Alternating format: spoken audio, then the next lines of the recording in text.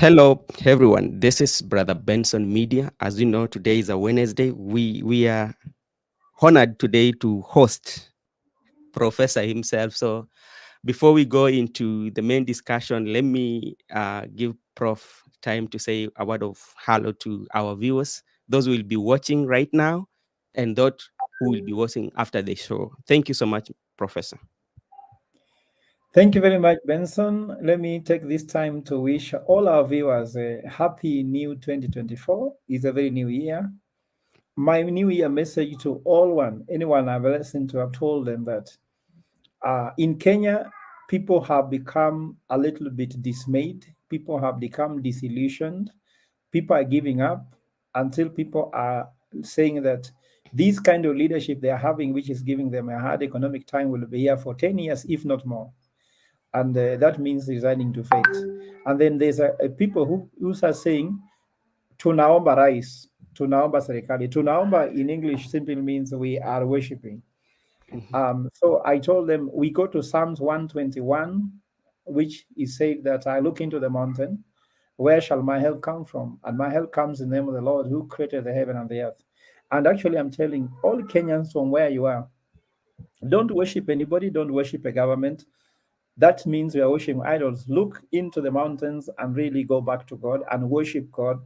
Then that will give inspiration to ignore the government until they become relevant. Because sometimes we are looking into the government, we are looking into State House for too long, and we're ignoring our duty because as citizens, we have a duty. Then my Christmas message to all the fans and Kenyans were telling them that imagine people thinking that if the state fails, then they'll fail. I tell them, no, we are not in a welfare state. In a welfare state, if a state fails, you fail because in a welfare state, the state pays for you your school fees, the state feeds you, the state pays for your healthcare. But here, Kenyans are normally on their own. They only meet the state when they are meeting KRA or when they are being taxed. When you go to the supermarket, you're on your own. You go to the fuel station, you're on your own. You go to school. Today, people are in school. I took my child to school. I'm telling you, it is not easy. When you see the cost being broken down by one, you say Mhm. this 5,000 shillings for uniform, this is for a t-shirt, this. You ask yourself, now who is there for me? You're on your own. So because of that, there's hope that even if the economy is doing very badly, Kenyans Mhm. will not be as affected as such because Kenyans, you know very well that depend on a fellow Kenyan who will drive his car. Someone will buy sukuma wiki, someone will buy tomatoes, someone will buy onions, someone will like mandazi, someone will Mhm. like tea. So we can feed ourselves even if the state is what it is. The pending bills in this government is a lot of money, and they're not Mhm. paying anybody, but life is going on. So my good message to you also, our viewers, that let us not be disillusioned. Let us hope, because I can tell you the shrinking role of the state in Kenya will Mhm. make you even more hopeful. But because of the fact that how much does the state give you? Really nothing. The state takes away from you. So if Mhm. they fail, in fact, if they fail and they die, they'll now no one taking money from you. Of course, that's just simply telling you be hopeful, depend on yourself, rely on God, Mhm. bet on God first, then bet on your hard work, and then anything else that adds up to that can be the state. But don't start with the state, then God, then yourself, because that's the wrong order. Okay, thank you. Thank you very much, Miss Professor. And I say a big amen to that. So today we want to look at the state of the nation. And as you spoken, some of the things that actually will come up in our discussion. We are almost 10 days into the new year. Yeah. And do you think our country is headed in the right direction? Unfortunately, the answer is no. And let's look at the following. Mhm. There's this word called development. Development is a word that means progress. So, development is in three categories. One, we have social development. Social development means you are growing a society which is mature, a society which is more, let's say, advanced in terms of how they communicate, literate society, exposed society, democratic society, a religious society. Those are all social development, right? Yes. In terms of anything that is social. So the second type of development is called economic development, meaning now people confuse economic development with economic growth. The GDP can grow while there's no economic development. Economic growth is the growth in national revenue. For example, how much we generate in terms of taxes in a year. Or, for example, how much does the country able to export, import? Those ones can always increase, but that's economic growth. Economic development means that how much can you access the goods of life? The goods of life is food, basic needs, if you like it. Yep. How much are you likely to access education, healthcare, those things that makes life enjoyable? We Yep. call them goods of life. So if access of goods of life is decreasing, even if GDP is increasing, it's relevant. Look Mhm. here, Kenyan GDP is 3.7 trillion. Mhm. Out of that growth, how much does that go to people? For example, Kenya Revenue Authority collects 3.6 trillion shillings in a year. Mhm. 3.6. Yep. How much of that money goes to food for Kenyans, goes to education for Kenyans, goes to healthcare for Kenyans, goes to housing for Kenyans? How much of that money does the president takes and puts into common man, common wananchi? If they are putting less, then there's no economic development Mhm. because they can actually collect 2 trillion, but they're pumping more of that money into things that make people have let's say, easy life. So if you look at the three categories, you ask where we are going. Socially, I'm telling you, we're having a society that is becoming disillusioned, a society that is giving up. One thing to show clearly is that when you talk to Kenyan, they say, Sasa tutadu, utadu. That utadu Mhm. is already showing people resigning to fate. Secondly, look at this is the most remarkable one, the last general election. Look at the voter apathy. And do you foresee, Benson, that the next election will have more Kenyans voting? Because the guys who went to vote thinking they'll make a difference, they are even disillusioned further because their candidate they thought either was rigged out or was unable to win or something. I don't want to make my comments because I Yeah. keep my comments to myself. And the guys who thought they're choosing a new president who is very different guy, who will bring transformation. Ukombozi is coming, salvation is coming. They Mhm. never got the salvation. So the disillusionment shows you that surely social development has not taken place. Mhm. The economic development is very clear because cost of living is very high. Look at what has happened today. Yesterday, but when they released KCSE results, Yes. can you imagine 52.8% of the students got below, got D and below, meaning they cannot go to university according to the Kenyan system. Even you cannot even begin from certificate. You are just like go to Tibet and learn, for example, how to carry wood or something. Uh-huh. Now, if people cannot have 100% transition from primary school to secondary school to university, don't you see that access to education is becoming troublesome? I Yes. issued a press statement yesterday and said that the exam results were out much earlier, but they were taken to State House for moderation because of what? Kenyans has allocated 124 billion shillings to university education capitation. By making more people fail, it means that the government will save 67.8 billion shillings without spending on students. And that's what they did. And my facts are right. I've received over 100 calls from different parents. I can talk about Guare Secondary School in East Karachuonyo. Mhm. There are people who want to commit suicide because a child who got A in mock is getting C in a university in KCSE.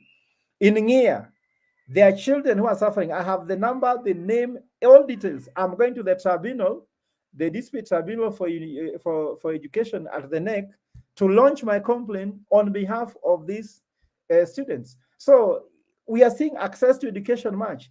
Healthcare, NHIF has been changed to something else. NHIS.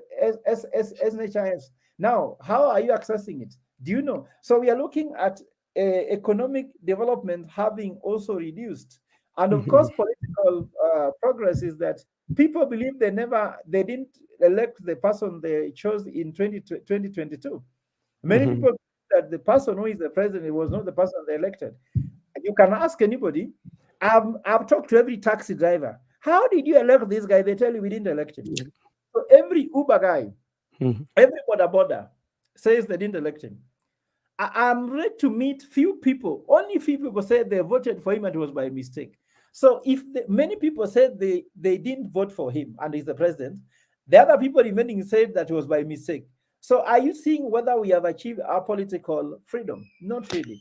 Our democracy is in trouble. So with those indicators, Mhm. the state of the nation, we are not going to the right direction. But let me not be disillusioned. Do we have Mm. any way forward? Look at the threat on the judiciary. I issued a statement. I said the president should not threaten judiciary because do you know that threatening judiciary, Yeah. tomorrow he leave office, whom will he go to? And that's what I wanted to ask you for us to know, especially when you look at the our constitution gives what we call the separation of powers of the three arms of the government. And Yeah, when you have the government comprises of the executive, the judiciary, and the legislature, right? And yeah, there's a checks on balances on how they work. And I mm, know the head of state is just like a CEO of the country. But like mm, in this situation is where now the head of state feels that okay, the judiciary has made a pronouncement and that is very wrong. Yet maybe the process to for instance, the house levy was not done according to the law, and mm, the judiciary has made a pronouncement that that is unconstitutional. Then the president comes and say there are some corrupt individual. Yet there's a process in which the corrupt individuals in the judiciary can be taken through a process to investigate them, and you yeah. are making that pronouncement. How does it work? How does now checks and balances of the arms of government works? Yeah, the president needs to be told that the three arms of government, there is no superior arm to the other. There is none that is subordinated to any of them. The constitution puts them on the same plane. There is none that is a prefect of the other. And that's why that judicial independence, independence of the executive and that of the legislature is there. So the president is mistaken because one thing is that the president thought he was in bed with judiciary when the Supreme Court declared the election his way. So he was assuming that every decision will go his way. But I think there are some decisions that can't go his way because remember that all judges in Kenya, let's assume you are a judge, Benson, and you earn 1.2 million shillings. Do you Mhm. know with 1.5%, you will be giving the government 75,000 shillings of your salary every month? Mm.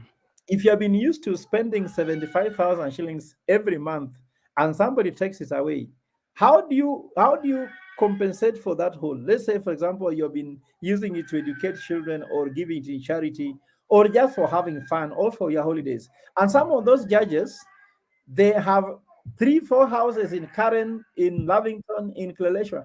What do they need? So I'm trying to say shortly that the house levy touches everybody to the core.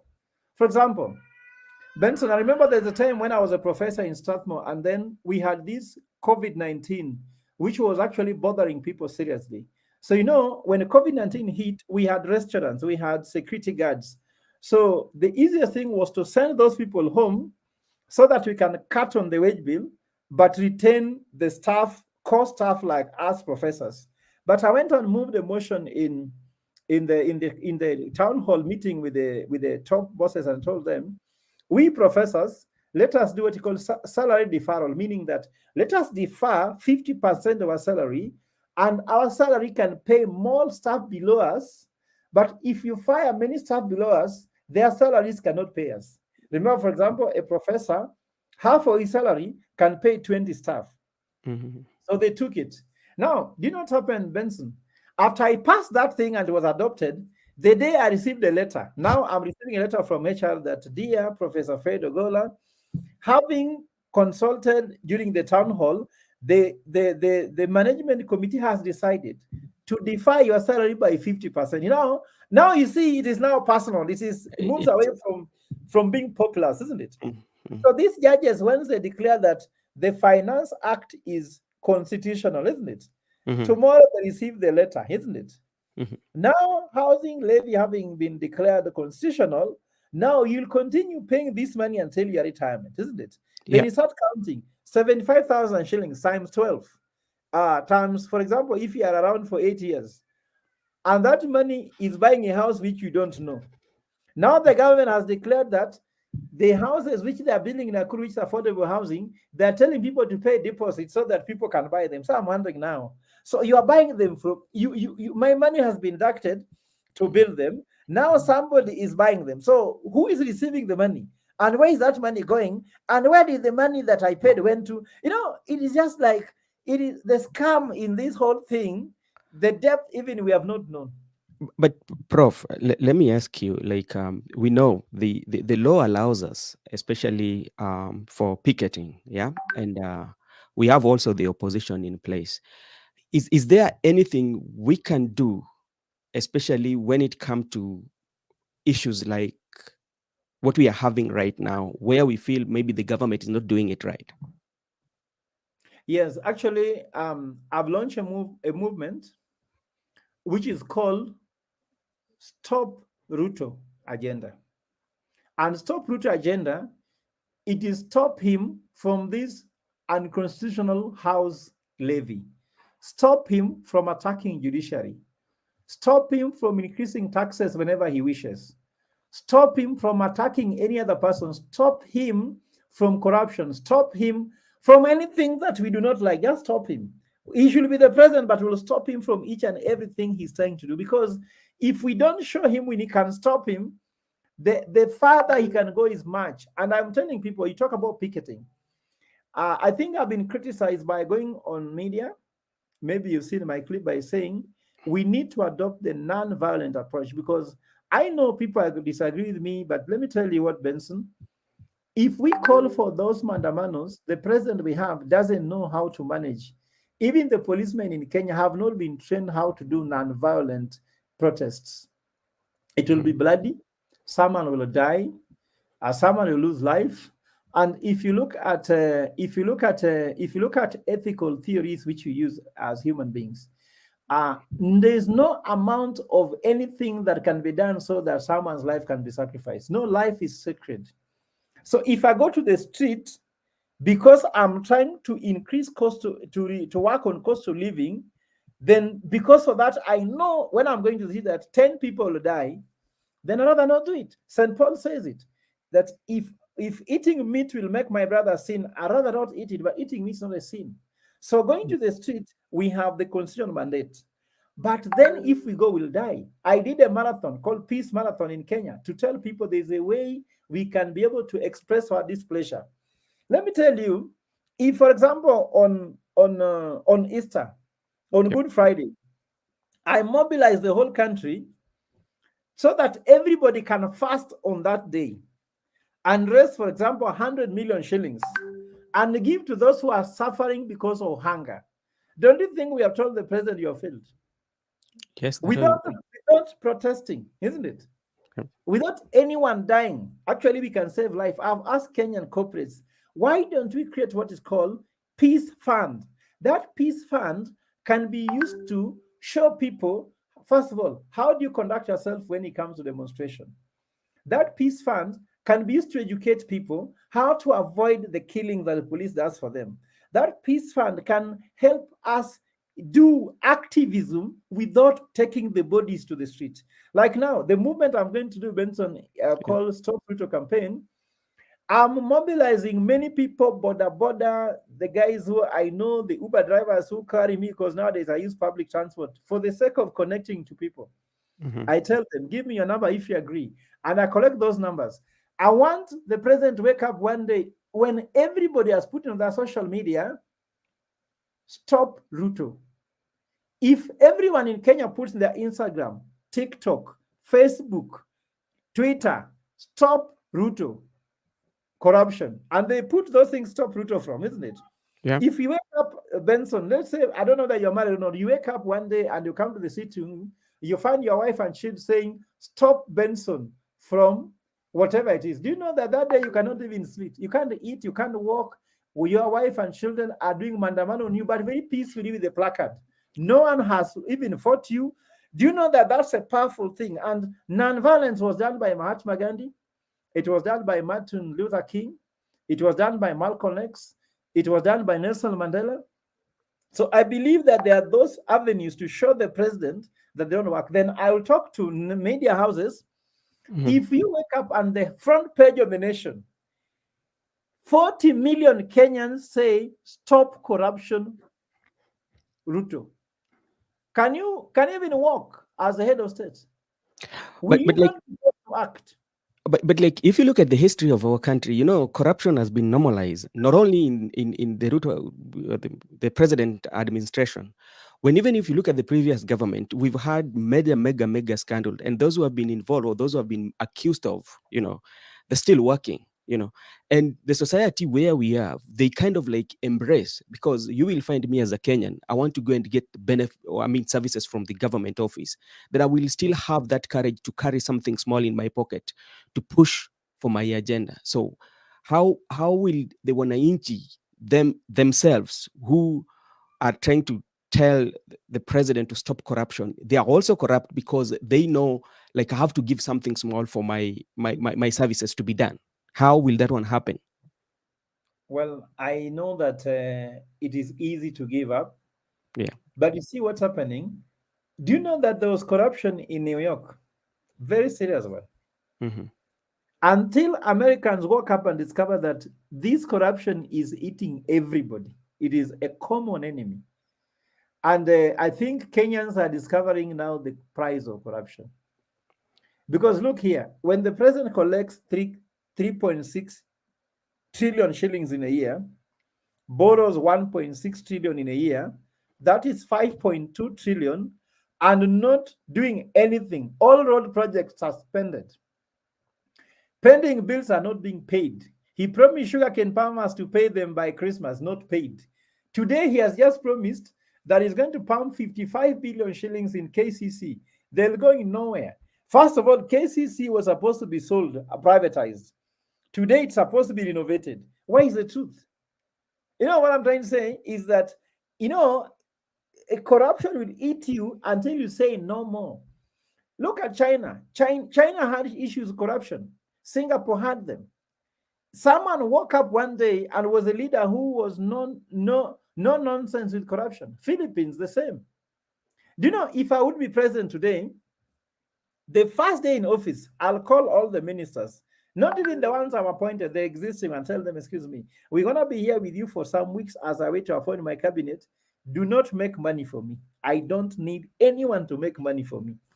That statement is enough. No one will steal money because you know you are going to be on your own. When we have a head of state that says you are on your own if you are found stealing money, that's it. And Benson, we have people who need government, not people whom the government needs. When you start hiring people who need the government rather than people whom the government needs, then it's a problem. So if I was head of state, I'll appoint people whom the government needs, not those who need government. Look at what happened in where you are living now. I will almost call it your country, but I don't want to deny you the Kenyan citizenship. Hmm. When Obama became the president, I don't remember the name of one very key staff. Obama went to him and asked him, please, would you come to serve in my presidency? I told Obama, give me a week, I think about it. Ask anybody in Kenya. Ask anybody in Kenya. If you tell Kenyans, can you come and serve as a CS on Twitter? Congratulations. I'm the next CS. In 1 minute, they don't even think. They don't know the implication. Those people need government to make money. But that person who told Obama, go, come back, I'll get back to you after thinking about it. That person, Obama needed him to serve in his government to help him turn around the economy because Obama was elected during the global financial crisis. When I was doing my PhD in Spain in 2008, there was a serious economic financial crisis. And that person helped to help the situation. So if you have people who look at the cabinet in Kenya, now a CS who is struggling to explain whether he has a master's, releasing results that looks like I don't know what. No, if you look at the CV of that CS, it's as short as my I don't know, this finger is called what? Is it called, I don't know what. The smallest finger is called what? I It's don't know. called I don't call index finger. I don't know what that is. What I'm trying to say is that if you have that a short CV, whom can you inspire to a passive education? Because if a CS himself is struggling to explain whether he has a master's or not, how can he inspire someone to become a professor?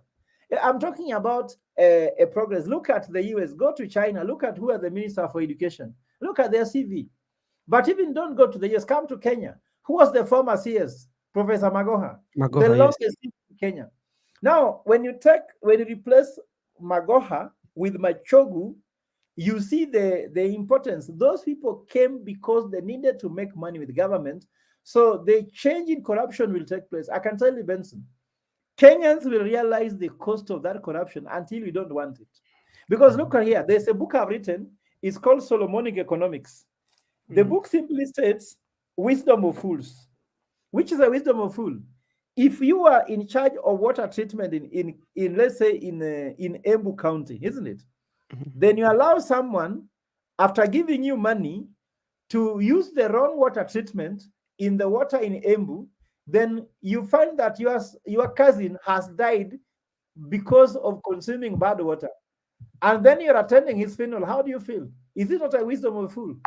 Mhm. So Kenyans will discover that loving corruption is a wisdom of a fool. Because there's a way corruption eats you yourself. Because look here, you make someone pass examination they should not pass and become a doctor because they are paid you, isn't it? Yep. Then tomorrow they're a doctor taking over your mother. Who is a fool? That doctor is not the fool. You who receive the money is the fool.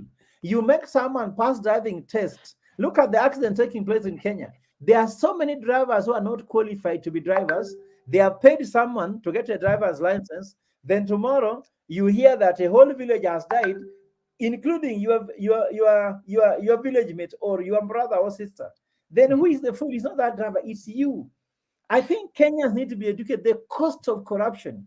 Mhm. When corruption is very high, all of us suffer. Why don't we just put corruption aside and focus? I think the people have not been educated, and I think also there are good examples of people who are not corrupt, but we tend to highlight more of the ones who are corrupt. Let me tell you what, there are very many people, Benson, who are straightforward. Yep, There are we so know. many people of them who have served me. They don't even want to hear anything that you can give them anything. And if Mhm. you try to attempt, they'll shame you. And me, I don't take anything from her. I was a professor in Statman for 12 years. Tell me any single person, I was an academic director. Academic director can give you a degree if he wants, isn't it? Mhm. I never gave anyone. I was there with students. I was even a young man. I was not yet married for some time.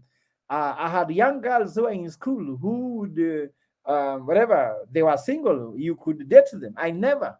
If there is any, I'll be happy if anyone comes to this platform and tells me that I never tried. So what I'm trying to say here, in short, we have some Kenyans who are above board, and we should glorify them and tell their stories. The unfortunate thing, Benson, is that the good stories don't sell. The bad Yeah. stories sell more. And we need also to involve these people to talk about them. There are many people who have been very, very straightforward. I've seen even there are some government officials in government now that are very straightforward, but they are in a rotten one. Look Mhm. at during Moi. I give an example. Martin Oduro Tieno was a PS Treasury. And Mhm. Martin Oduro Tieno is a no-nonsense person when it comes to the issue of corruption, isn't it? Corruption. Yeah. He left without a single corruption case in Moi's government. In Moi's government. Now, why can't we not see that it's possible that even under Ruto's government, there can be an officer, a PS, a CS, or any other director who will give Kenyan service without corruption? But Prof, do you think this is because of the history that we have, whereby like when you are employed in government, or when you are appointed in government, the like it becomes like a place whereby it is a easier way in which to get rich, because sometimes you can see somebody is employed within a period of 6 months, you would see a lifestyle of this person has just changed. Yeah. So Yeah. how can we as a country, or as the people that are given position in government, they should have this thought of like serving Kenyans, but not kind of like enriching themselves through tenderpreneur and everything? How can we stop that? Because that is the problem, and the leaders that we put in place. Let me tell you what, it starts with us citizens, but not necessarily so, because there's poverty. Yeah. You know, a poor person is meant to think about very minimal things like his stomach. Mm, When you see ugali in front of the newspaper, like Nation newspaper, ugali, mhm. you are in the US. When did you see ugali in the front page? No, not any. It has So taken so long almost of as 20 years. so long as ugali remains in the front page, Mhm, anybody who is voting votes thinking about ugali. mhm, And because our leaders know that, they talk about how to give ugali, and during the campaign they give you that ugali. mhm, And because you need to give a very large number of people this ugali, so you get into power with a lot of debt. Now look, do you know that all MPs in Kenya, I'll tell you with evidence, they are in serious debt. And mm. why the parliament is quiet is that only the president is helping them to give them some handout to continue going. And that's why they are passing draconian bills that even them they feel is a joke. Can you imagine, Benson, that there are some bills being passed within 2 hours of debate they have been passed? Yeah, we've seen that. Now, if you have 300 members of parliament, does the 300 members of parliament participate in the 3 hours debate to pass a bill? No, that's not that's not that's not it's not So making sense because it is like about 300. it's about the issue that people don't have money. Mhm, And because people are poor, they think with their stomach, they don't think with their head when they're electing people. But even if you put that cynicism aside, according to me, we just need leaders who will one day put Kenya first and transform it. I've seen leaders who went through that process. Magufuli is one of them. Magufuli was in Tanzania. When he Tanzania. became president, he just stopped all that nonsense. He didn't care how much money invested. Because let me tell you what, you even if you have as much money as what, you can only eat one ugali. Sometimes I have money, I go to a restaurant, I feel I should eat all the fish, but you can only eat half a fish. Like if you go to Dunga Beach, those big fish you can't eat a whole one, even if you want to show what, even if you have how much money.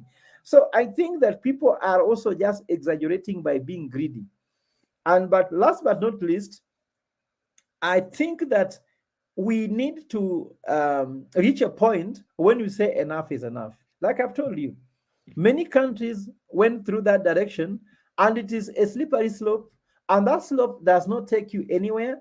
People have died, left so much money. I've seen there's enough examples to show that corruption does not really award anybody. Mhm, Unfortunately, there are so many people being questioned, for example, religious communities, and they are being used by these politicians. Someone goes to your church to preach. So I'm also sure that we don't have enough voices that will come out and say it.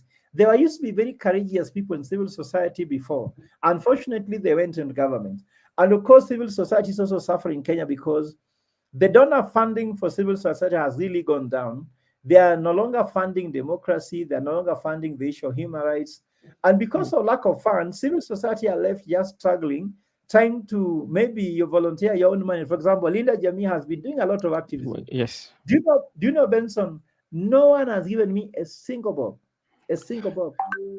Mm, And I work, I get my money, put into it, I enjoy what I'm doing. If when I broke, I keep quiet. When I have money, I continue. How can you be able to help society when you only do it when you have money?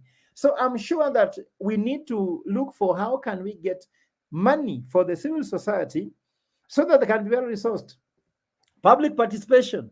How can you participate if you are being told to go and send a memorandum? A memorandum needs research. yes. You have no money. How do you research it? And Mhm, when you research it, you must go to parliament. You're being told, come to parliament. You have to go there. Sometimes you sit for a whole day waiting to be given 5 minutes to talk. When you reach 5 minutes to talk now, that day you have not worked. mm. How do you earn your bread? So it is just as crazy as to get, but politicians have got deep pockets. For them, they can afford to sit there. They're having allowances. For you have just come there to talk, like in Bomas. Mm. All the parliamentarians were in Bomas were receiving allowances, isn't it? Yes. Everyone presenting was getting nothing. I, Now you are meant to lose in any way. I'm yet to come to the bombers, especially the NADCO report. And there's something that I want to ask you because I know you've always gone to court when you feel there's a something that need to be discussed that affecting the Kenyan population as a Mm. as a person.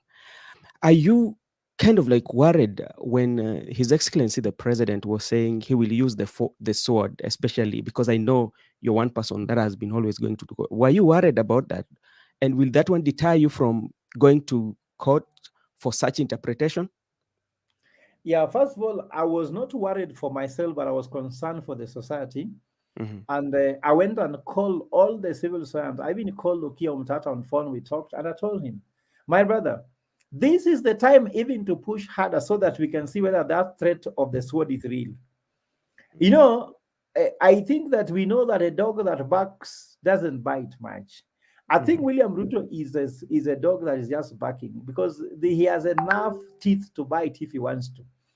And according to me, I'm not worried because some people have followed this route. Remember, Raila Odinga fought this war.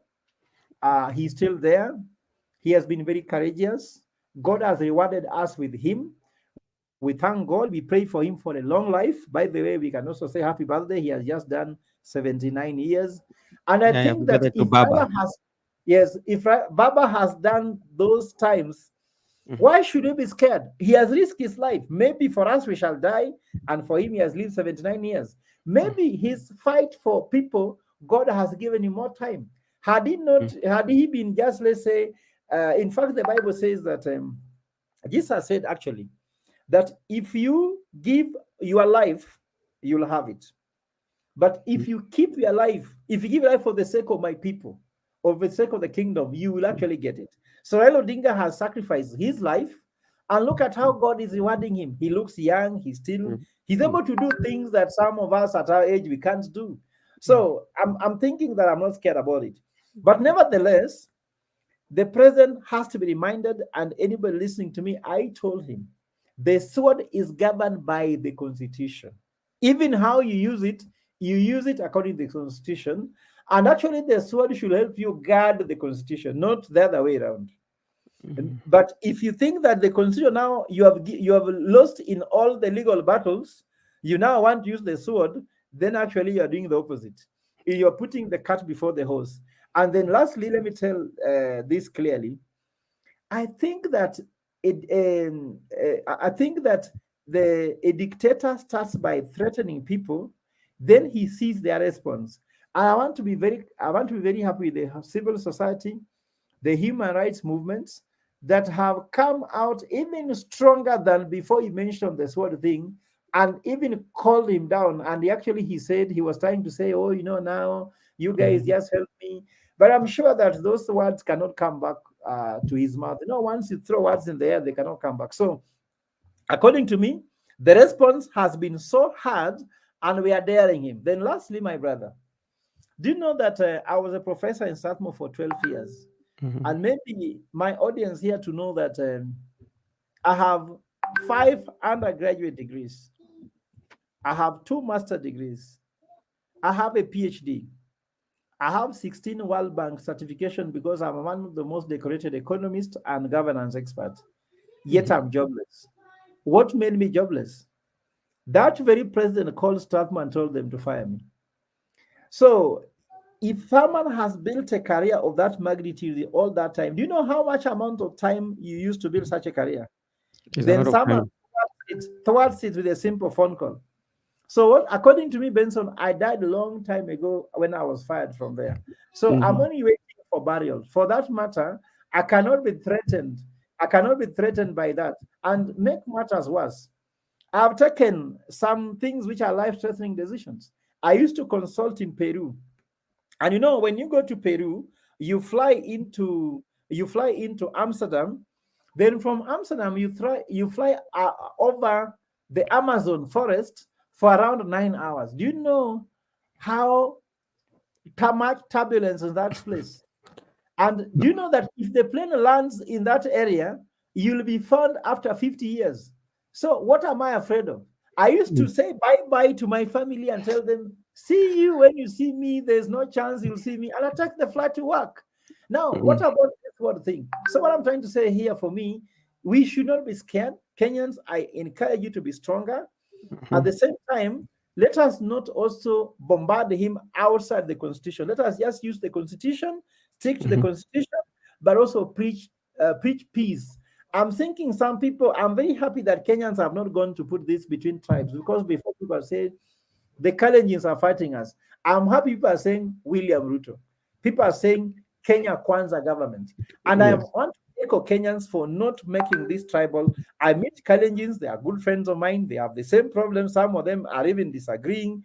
I like the fact that people are talking more about the government, more about the individuals who are misbehaving, not tribalism. So I'm asking Kenyans, let's come together and unite against the common enemy, which is the Kenya Kwanza government, and we hope that they'll listen.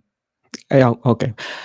Now, Prof, I know it's something that has taken a long time, especially when it comes to NADCO report. And this NADCO report, when it came out, people had mixed reaction, especially even in Azimio. I don't think Mm, the principal was speaking with one thought. I know Honorable Martha Karua had her own views, and Baba also had her own views. But from your own perspective, when you read all that they agreed upon and you look at our country, even like in 50 years to come, do you think it can create any change? And this one I bring it into, especially that what I'm looking at is about the IBC. mm, By saying we want like from 7 to 9, it mm. can it bring any change? No, actually, Benson, things don't go wrong. They start wrong. Mhm. The NADCO thing, when they said that they were doing the bipartisan talks, Linda Jami called for a press statement and said, no, bipartisan talk is not the solution. We need a multi-partisan talks. Because of what? The constitution is clear that Kenya is a multi-party democracy. It's not a bi-party democracy. So by having Ichungwa and Kalonzo Musyoka co-chairs, it means this was about two people. I know we have been cheated that, oh, everybody can talk. But see, everybody can talk, but the co-chairs are two of them. Why didn't they bring the chair for civil society, religious organizations, isn't it? The private sector, the business community, maybe the youth, isn't it? Maybe women. It was co-chairs chaired by two men. Yet Kenyans are talking about the issue of gender. For me, it was one of the most laughable things that you can ever see. And I did not expect the report to do anything. Now, secondly, that report was so pedestrian. Why was it pedestrian? When these guys spent time agreeing on the issues, they agreed on the issue of changing the IBC. They agreed on the issue of gender. You see the issue of gender rule. They talked about the issue of expanded executive.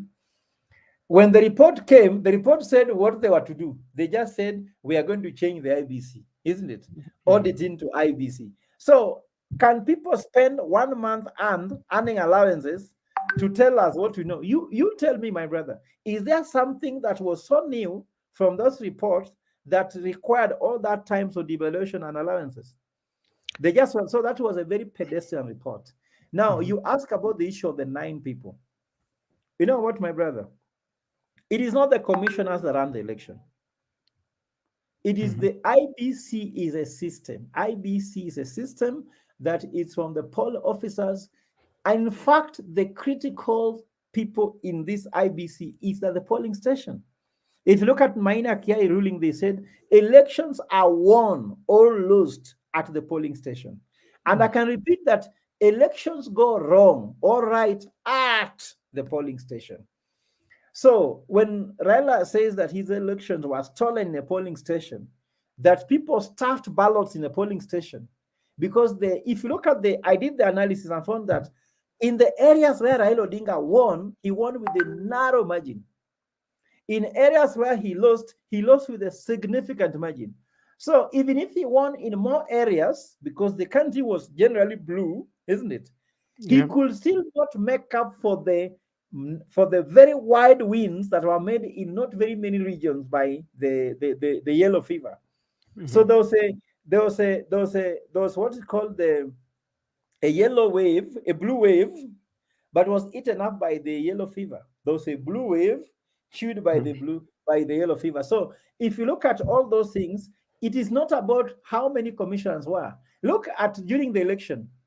You study what did the 7 commissioners do? They were there reading press statements, isn't it? Yeah. So is that really impactful in the outcome of the election? When you are reading statements you are found on the ground, if they were wrong from the ground, the transportation of the ballot of the form 34A, 34B from the polling station to the sub county to the national tallying center normally becomes a nightmare. Some of them take too long. Some of them are doctored. Mara ballot papers distribution. Why don't we invest on how we shall have the right ballot papers at the right time in the right polling station, how they'll come to the tallying center, the integrity of each and every them, rather than focusing on having more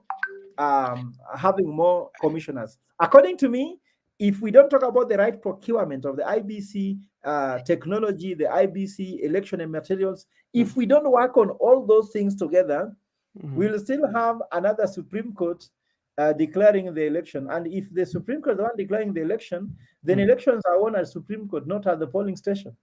Yeah, talking about the system of procurement and putting things in order. As we speak right now, we don't have commissioners right now, and Yeah. the time is not waiting on us. We are almost headed towards the second year. We are only remaining with 3 years solid. If the appointment of commissioners will take place, maybe I don't know when. When Mhm. will they get time to do the tendering process, procuring, and everything accordance to the law? Because anytime they will go outside the constitution, a Kenyan will Mhm. go to court for interpretation, and Mhm. that one will be a recipe for disaster. So where are we headed in terms of election processes? If you look at, there have been fantastic report. There was even no need to go for this NADCO thing. Yeah, There's a report that recommends exactly how to improve the election. That's called Kregler report. I've It read it. even recommends, yes, it even recommends how many years do you need commissioners in office before the election. Mhm. And he also talks about the continuity. Now, which commissioners are still in office? None. So if Raila and Ruto agrees that all of them go home and they bring totally new people, they'll be learning for how long? And Raila has run for 5 elections. Ruto has been in election mode for long. They will be knowing the system more than these commissioners. You know what I'm talking about? So Mhm. it is for me is a recipe for disaster. Actually, we have said in Kenya that by March, if we don't have commissioners, then we start getting into a crisis. We even forget about the next election. There are some pending by elections. Some MCAs have died, some MPs have died, some people have lost their seats for another many reasons. So these constituencies are being denied representation just because there's no IBC. Linda Jami offered a petition, a bill to amend the constitution. We collected 7.8 million signatures, and we have no one to take to them. Now, when Raila was going to Mandamano and saying that you can take signatures to take your powers back, sovereignty from the current government, there is no IBC. So, all these things I think has been choreographed by politicians because people know that if there's IBC, many people could have taken so many bills and petitions there. So it's a Mhm. way again to stop us. Then they'll come last minute. Everything will be so rushed, but it is not rushed that it is just a coincidence. It's a coincidence. Someone is designing how to win an election with a rush so that everybody is doing catch up, but for them, they are planned for long with it. So Mhm. these are the things that I think civil society needs to come up, but I think they have mentioned it enough times. And Mhm. if you ask me, there is a need for Kenyans really to call on this thing of NADCO thing, and they're delaying the whole process. Now someone says no, someone says no. And the issue between Martha Karua and Raila Odinga, it was just ideological. Remember that Martha Karua and Raila Odinga had ideological disagreement during the BBI. When the BBI was creating positions, and this one also create position on the one of prime secretary, I don't know what. So all those things are not a thing. Then NADCO report is also unconstitutional. Why am I trying to say so? They are creating a leader of opposition when there is one. Do you know the current structure of government? There is no opposition. Do you know that, Benson? Yep. the current structure of government, parliament fully and wholly is the opposition towards the executive. That's why we have the minority and majority.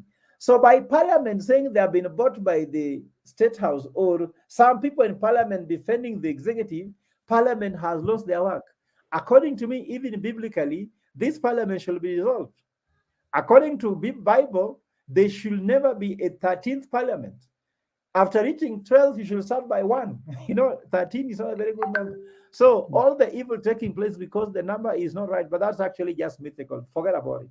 Okay. Scientifically, Mhm. scientifically, the parliament um, is based of minority and majority. So inside parliament, minority leader should be the opposition.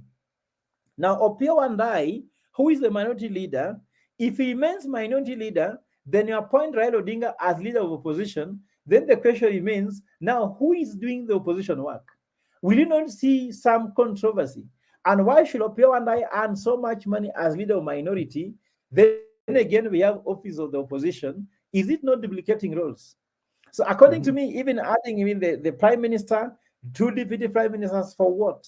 We don't need those positions. This is a bloated government. The cost of living is very high. And I disagreed strongly with that report because when you have one wife and very many children, and the cost of running family is high, you cannot lower the cost of running family by marrying a second wife. You cannot. That does not allow you to lower cost of living. So, according to me, the NADCO report is not pro Kenya. And if you ask me, it should be rejected. And for us, immediately they start implementing, we shall go to court and stop it. Okay, we will wish you all the best. Before we wind up, because I've been a resident of Kisumu for the longest time of my life, and I at some point I saw you with the Linda Jamii. You went to Kisumu for court, especially for the young people who died during the maandamano. Have they found justice yet, or you are still litigating the case? Actually, we have a ruling for this month. It should be Mm. something like 26th of this month. Mhm. There'll be a ruling on what we call the certificate of agency because we gave a conservatory order so that the court, there are some evidence that makes any case against compensation become hard. Okay. Because normally the judge will ask you, for you to get compensated or to prove that someone shot somebody and killed, you have to prove that the police number, a certain number of police, his police number, he used a gun of this number, and he used a bullet of this serial number, and he hit a human being called X of this name, and the cause of death is that bullet, isn't it? And in the death notice is written the cause of death was by bullet. Now, who gives certificate of death? Is the police, isn't it? Yeah. And the government is involved in the writing of the cause of death. So if they say that they died of malaria, then for you are saying they were shot by the bullet. How do you do it? So because of that, I came with a legal strategy by saying we have to seek some conservatory orders before we go Mm. to case. Because in strategy, a game is won before it begins. Mhm. A battle is won before it begins. A football match is won before it begins. So we decided to ask for some evidence to be given to us before we go to the actual case hearing. So we Mhm. asked for inventory of how many policemen left the police station on that day. How Mhm. many guns did they leave with? And what are the serial numbers of those guns and the names of the police who left? What are the serial numbers of the bullets they left with? When they came back, how many policemen came back alive, injured, whatever? How many guns came back and their serial numbers? And how many bullets came back and their serial numbers?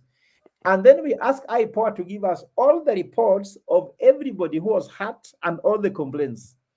Also, we ask the Minister of Health, where there's Jaramogi Oginga Hospital, also to give us inventory of the patients that were admitted there with gunshots and the rest, who were admitted and died, isn't it?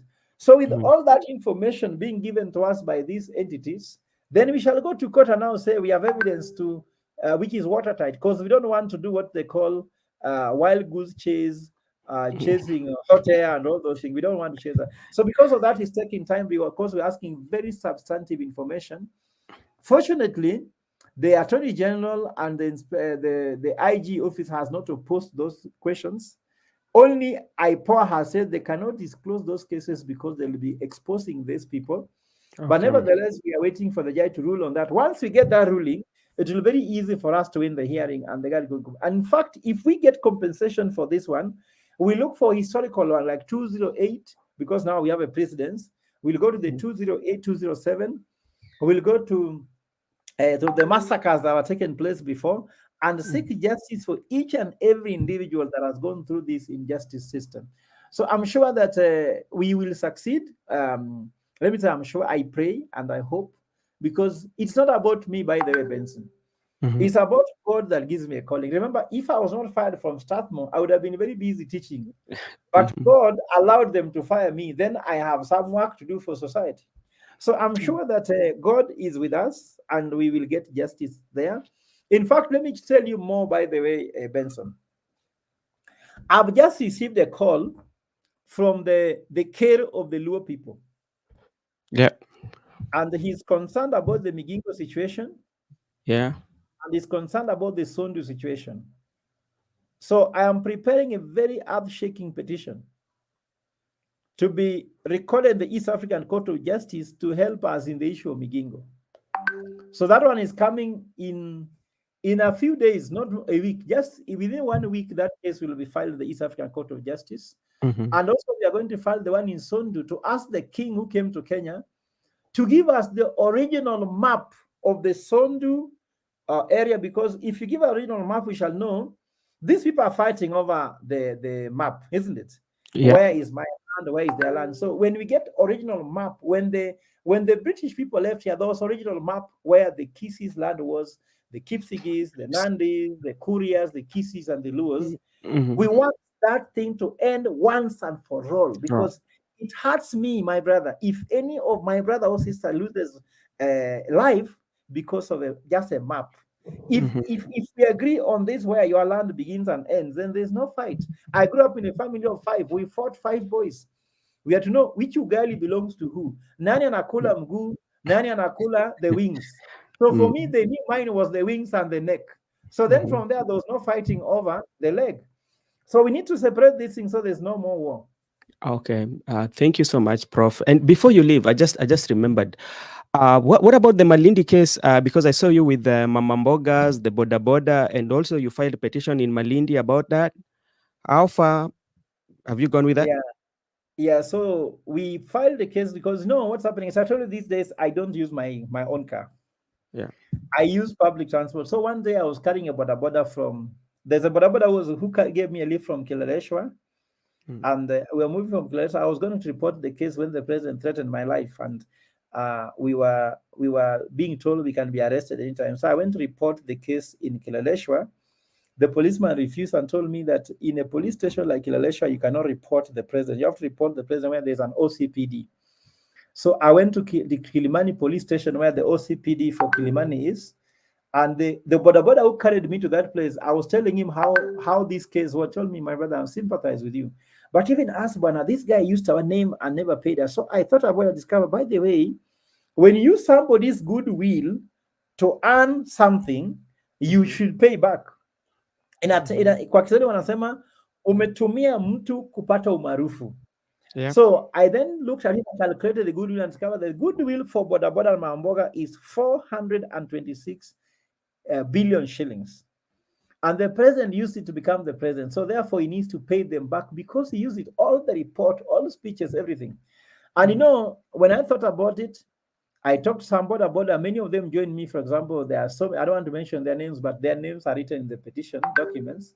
They also signed it and agreed that we take this matter to court. Now, what has happened? We filed for certificate of urgency, trying to cap the president and all the Kenya Kwanza government from speaking about Mamango, Boga, and Boda Boda until the case had determined. But the judges didn't see it was urgent, so that one they threw out. But they have agreed that the case is a serious case.